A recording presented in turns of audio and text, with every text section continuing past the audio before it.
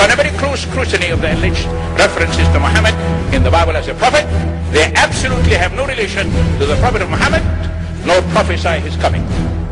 Muhammad is not mentioned in the Old Testament.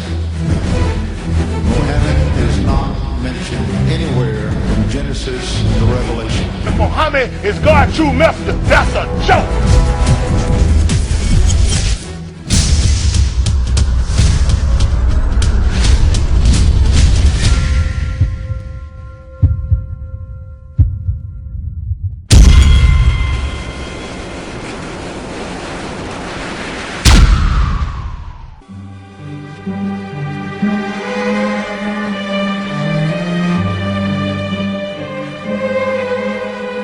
Lo, we inspire thee as we inspired Noah and the prophets after him, as we inspired Abraham and Ishmael and Isaac and Jacob and the tribes, and Jesus and Job and Jonah and Aaron and Solomon, and as we imparted unto David the Psalms.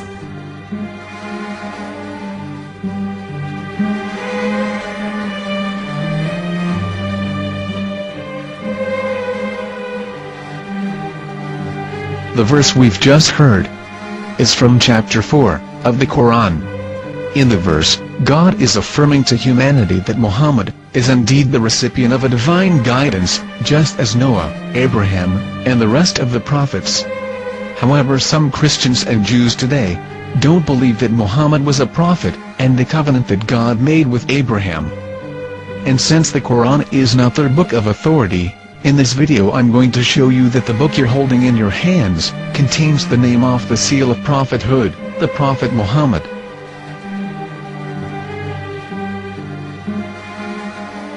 As known, the Old Testament was preserved in the Hebrew language. In the 5th chapter of the Shir HaShirim, which is one of the 5 Megillat or sacred scrolls that are part of the Hebrew Bible, or for short the Song of Solomon, as Christians know it today. That chapter is discussing someone. Jews will say it is discussing Solomon, while Christians will say it is discussing Jesus. Considering this is the Songs of Solomon, it would seem logical that it is discussing Solomon. The verses, describing this mystery man, have the narrator's speech conjugated in the feminine, meaning it is a woman who is describing this man. So it is possible that it is one of Solomon's wives discussing her husband Solomon.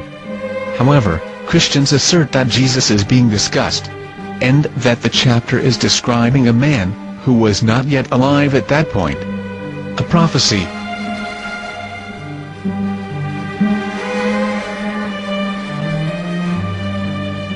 In reading the English translation of Song of Songs 5:16, it finishes the description by saying, "He is altogether lovely," but what most people don't know is that the name of that man was given in the original Megillat.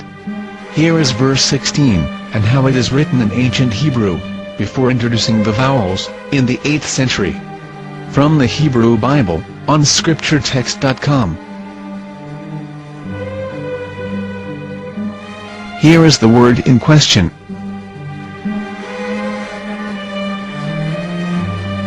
This word is made of 4 letters. Mem, Het, Mem, Dalet. Now when reading the word as it is written in its original form, with no vowels, it can be read as Muhammad, which is the name of the Muslim prophet, or as Mamad with no A after the H. According to Ben Yehuda's Hebrew English Dictionary, it is correctly pronounced as Muhammad, not Mamad. So how we're going to know for sure if it's pronounced as Muhammad, the Muslim prophet, or as Mamad, a random Hebrew word? The only way is to give the verse to a rabbi, and say to him, "Please read." Here is the Song of Songs 5:16, and how it is read by a rabbi from a Hebrew Jewish site. Please notice, the im in Hebrew is a plural of respect. חיכו ממתקים וכולו מחמדים, זה דודי וזה רעי בנות ירושלים. חיכו ממתקים וכולו מחמד, מחמד, מחמד, מחמד, מחמד, מחמד דין. זה דודי וזה רעי בנות ירושלים.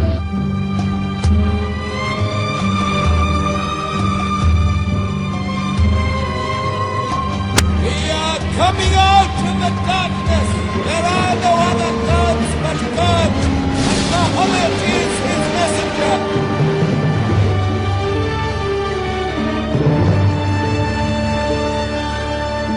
Let the world hear. חיכו ממתקים וכולו מחמד דין. זה דודי וזה רעי בנות ירושלים. חיכו ממתקים וכולו מחמד, מחמד, מחמד, מחמד, מחמד, מחמד דין. זה דודי וזה רעי בנות ירושלים.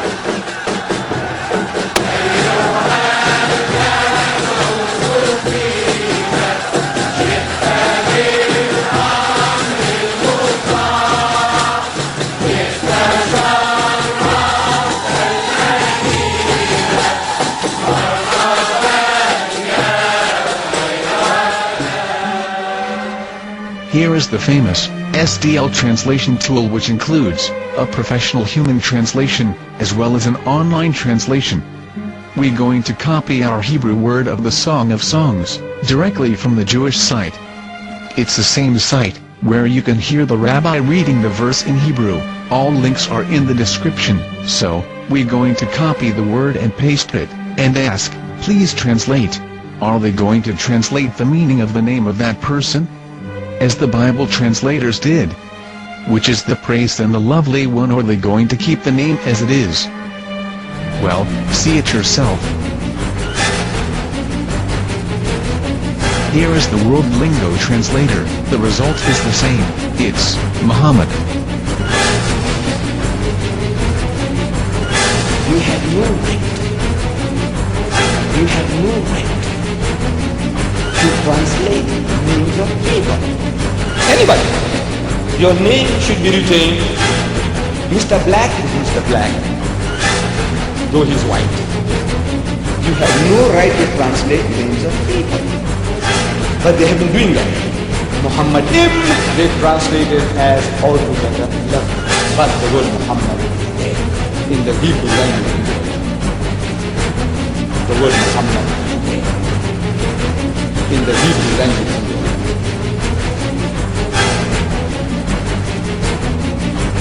I will tell you a story from my own personal experience. Years ago, I used to spend every Sunday afternoon in a place called Speaker's Corner. And in my years down there, I got to know a Jewish rabbi. He was a very nice man. He used to listen to me, and he was always very polite and talked about Islam in a very nice way. And one day during one of our conversations after some years, I thought that it was about time I should invite him to Islam. So I said to him, you know, my friend, we have been talking now for many years, and even you have admitted to me that Muhammad is a prophet. So why then do you not embrace Islam? He said to me, we Jews, we never change our religion. I said, but half of the rabbis of Medina became Muslims. He said, that is true, but still, we Jews never change our religion. I thought, what can I say to him? He looked at me and said, listen to me, my friend. God sent to us a prophet Moses, and we didn't even listen to him. Do you think we're going to listen to another prophet after him? From another tribe? From another people? When he said that, I had nothing left to say. He knew that Muhammad was a prophet. In fact, another rabbi also came up to me and he said to me, we know Muhammad is a prophet, and he quoted to me a passage from the Bible